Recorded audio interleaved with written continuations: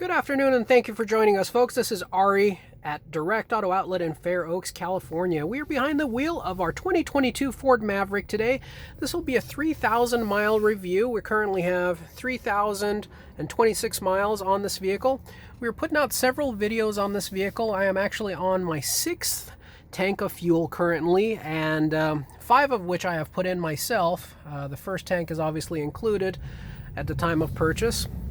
But I will also be putting out an MPG video of the vehicle, giving you an average of the 5 tanks of fuel that I have placed into the vehicle, giving you my observations, some inconsistencies that I notice, and then averages of each and every one and cumulative average of the MPGs for the vehicle since we've had it.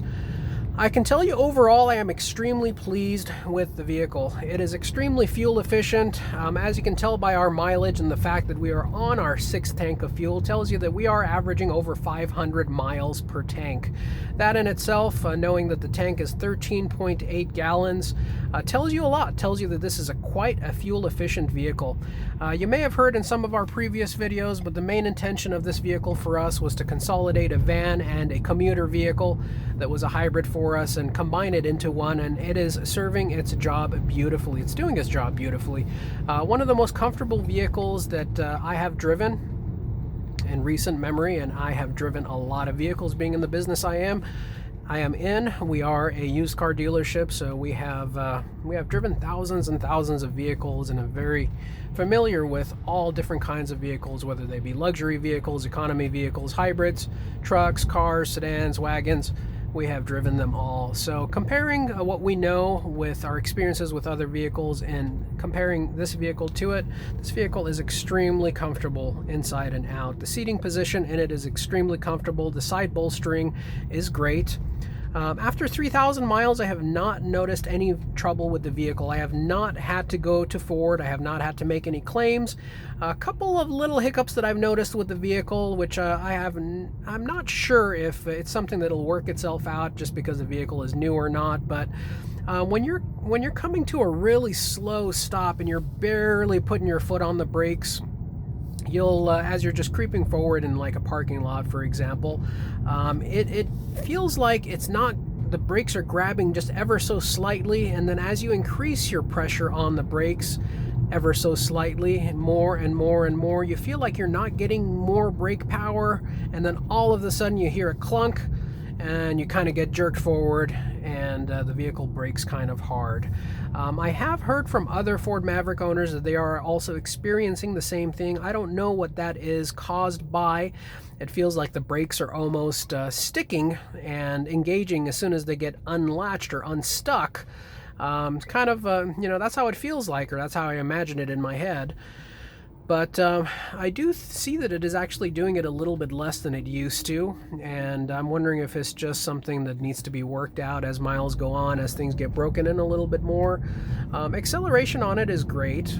When I compare this to other Ford hybrids that I've had in the past, such as the Ford Fusion hybrid, I've had both the older generation, 2010, 11. I've also had several of the 13s, 14s, and 15s, and so on.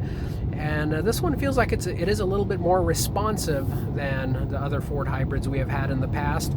I also love a lot of the luxury and safety features that the vehicle has. The automatic high beams, the lane keep assist, which we actually just did a video on, which you should see that uploaded right around the same time this video comes out, of the lane keep assist, the radar cruise control, and how the vehicle steers for itself, how it brakes for itself, how it adjusts the distance between the vehicle in front of you and your vehicle.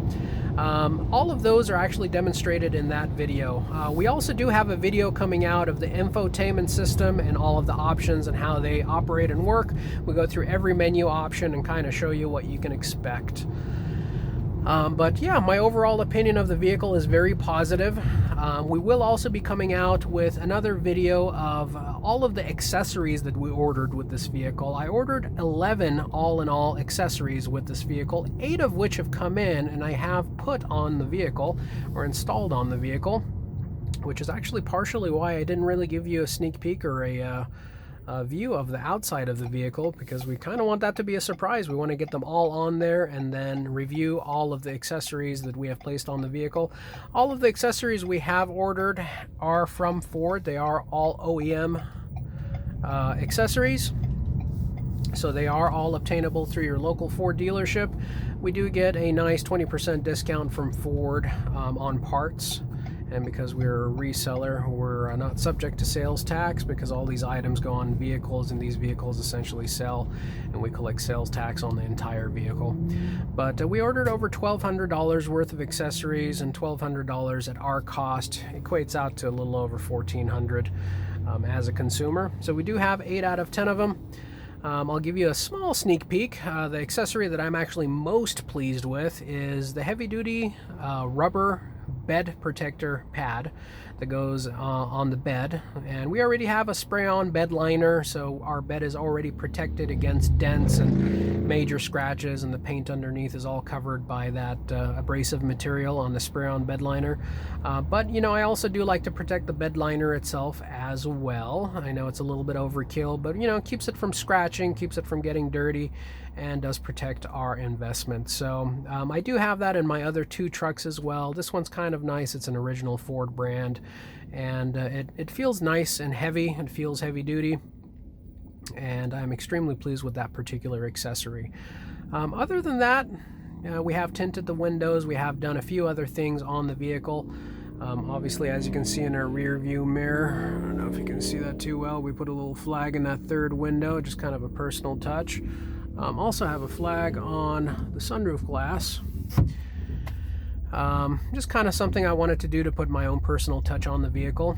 The Bang & Olufsen sound system in the vehicle is great. I do find that I would have liked for the volume to be able to go up a little bit higher than it actually does, but as far as sound quality, depth of sound, it all sounds incredible. This vehicle really does everything it's intended to do and made to do quite well.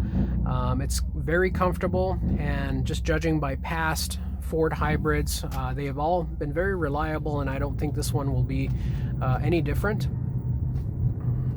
Cost of ownership on these are very reasonable. One thing I like about the Ford hybrids is that actually the transmission in these, they're referred to as eCVTs, electronic CVTs, so they're actually pretty much an electric motor. Those electric motors, or the eCVTs that come in these Ford hybrids and many other hybrids in the industry, they actually have about 50 to 70% less moving parts than a conventional CVT transmission, or you know, perhaps a 6, 7, 8, or 10 speed automatic transmission. So they're actually a lot less prone to failure. I've actually never had one that's failed. We did have a older Ford, actually it wasn't that old, it was a 13 Ford C-Max with the same type of transmission, and that one was actually creating a humming sound when you started it. However, it was still operating properly, but because it was still under warranty, that one was actually replaced free of charge from our local Ford dealer. But I've actually never seen one drive poorly or fail, allowing you not to be able to operate your vehicle. Unfortunately, Ford is not known for making the best automatic transmission, so when you compare the Maverick Hybrid versus the EcoBoost, I do anticipate long-term reliability with the Hybrid is going to be much, much superior to the EcoBoost for several reasons. First of which is that eCVT, or that electric motor, in fact, that acts as your transmission, would be one of the biggest things. But also turbos. With the EcoBoost motors, in essence, they are turbocharged. That's how they get their additional power. The basic engines themselves, I don't anticipate any trouble with, but turbos have been known to go bad on the EcoBoost. They are cumbersome and labor intensive to replace when you do have to replace them. A lot of times they're actually motor out jobs or engine out jobs where you do actually have to take the engine out of the vehicle. I don't know if that's going to be the case with the Maverick EcoBoost. They are too new, and I have not heard of anybody having to do any turbo work on them as of yet, so I can't vouch, but judging by many other turbocharged vehicles out on the market, that is the case with those. So, you know, when I purchase a vehicle myself, I look at several different things. What I want the vehicle to do, which again, this vehicle does beautifully for us, gets us where we need to go, allows us to be able to pick up items, deliver items, get all of our business needs done, and it gets me better fuel economy than a Honda Civic. So far on this particular trip, we've traveled 13.8 miles. I'm averaging 45.4 miles on this trip, and I'm really not trying to hypermile at all. I'm driving quite normally, combination of freeway and city driving. We have also tinted the windows. That was an absolute must for my wife. She absolutely hates the sun beaming down on her. So that's one thing that we did aftermarket on this vehicle. But yeah, I would say so far we are extremely pleased. I anticipate long-term reliability to be good. However, we will be updating you. Our next update video and demo perhaps will be around the 5,000 mile mark. And that should be interesting. I don't anticipate any problems. I did do my first oil change on the vehicle 400 or 500 miles ago. The very initial oil change on this vehicle, at least through our dealership, Folsom Lake Ford, was included with the purchase of the vehicle. However, I did attempt to have it done. I do like to do my first oil change a little bit early because on a brand new engine, you do have a little bit of metal shavings that occur naturally on brand new engines that get into the oil and contaminate the oil, and I just like to get that out of the vehicle just about as quickly as I can, while ensuring that all of those shavings have accumulated and have stopped. And so in this case, I did it a little bit later than I'd like. I usually like to do that around 1,000 to 1,500 miles. But one of the other reasons I did it a little bit later at 2,500 or 2,600 miles on this vehicle is oftentimes with hybrids, you're getting a combination of a lot of electric driving with your gasoline engine completely off.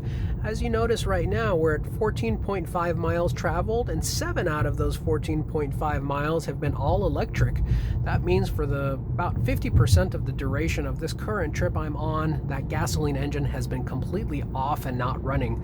Well, when that happens, that's less wear and tear on your engine. That's less wear and tear on your oils and fluids, because you're essentially in pure hybrid mode. So that's another reason why I waited until about 2,600 miles. So I figure maybe 1,500 of that, the gasoline engine was running, and probably 1,000 or 1,000 plus miles of those were all electric driving. I'm extremely pleased with the vehicle. Probably the only thing I would do different if I can go back is I would have ordered 2 rather than 1. I love the vehicle, and I hate how it's become so difficult to get your hands on just about anything. The supply chain shortage has really done a number on our industry and the automotive industry. Tough to get vehicles for us, even as used car dealers. What's going on right now is the semiconductor shortage from Asia, from China, and from Taiwan has affected the automotive industry greatly. What's happening is these semiconductors aren't being produced quite quick enough to be able to go inside automobiles that are being made.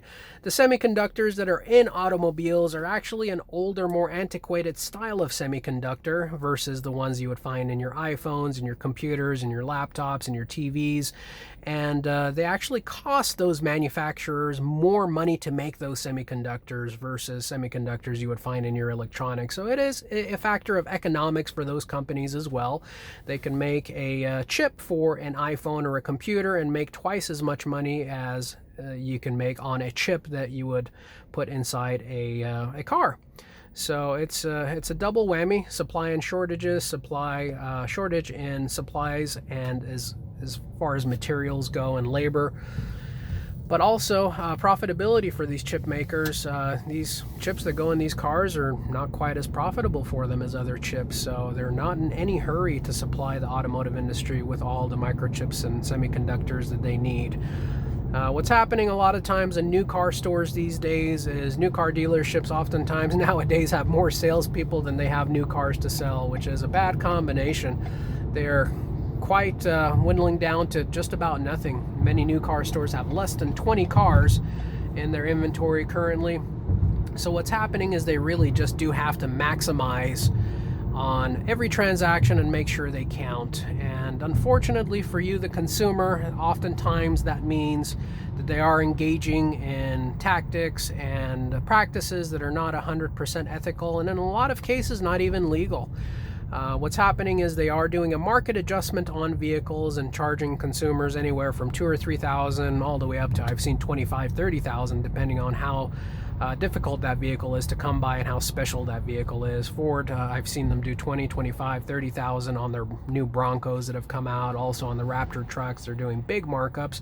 That's not illegal by any sense. They just call that a market adjustment, put that on the buyer's window sticker, and that is completely legal. But in many cases, these dealerships are also forcing their customers to purchase products, back-end products as we call it, insurance products, paint protection, theft protection, low jack, maintenance plans, warranties, and what you consumers need to know are those products are optional. You shouldn't be forced to purchase those products, but at the same time, I do understand the need for these dealerships to stay in business. But that's never an excuse to be unethical or dishonest. I would just say if you're doing your job correctly and you're building rapport with your customer and you're explaining the benefit of those items, then those items should really sell themselves. But man, we are hearing a lot of horror stories out there. But, you know, essentially what's happening is when these new car stores are not getting inventory and they're not selling new cars, they are also starving the used car industry, which is where we come in. We get most of our vehicles from trade-ins from new car dealerships, and when those new car dealerships are not producing sales, they're also not getting trade-ins in conjunction with those sales. So we're having a really rough time purchasing vehicles, and because we are so picky on what we buy and sell, we are now oftentimes going to 6, 7, 8, 9, 10 auctions before we can get our hands on one vehicle. So believe me, even though used car prices have gone up 40-43% in some cases, they are not equating out to profit in the dealer's pocket. We are making less money on vehicles nowadays than we have ever made, and we can't wait. Just like you, we can't wait for all of this to be over. In any case, do appreciate you guys joining me. Sorry for rambling on there. Just wanted to kind of let you know what's going on, give you our take.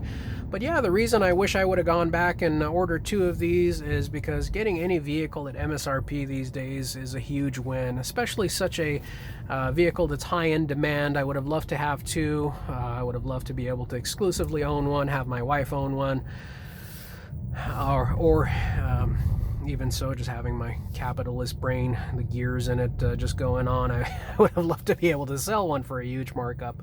But no, we had the opportunity to sell this particular one too, and we could have probably made in excess of $10,000-$15,000 on it if we had done that. But that was not the plan. We absolutely love the vehicle, and we highly recommend it.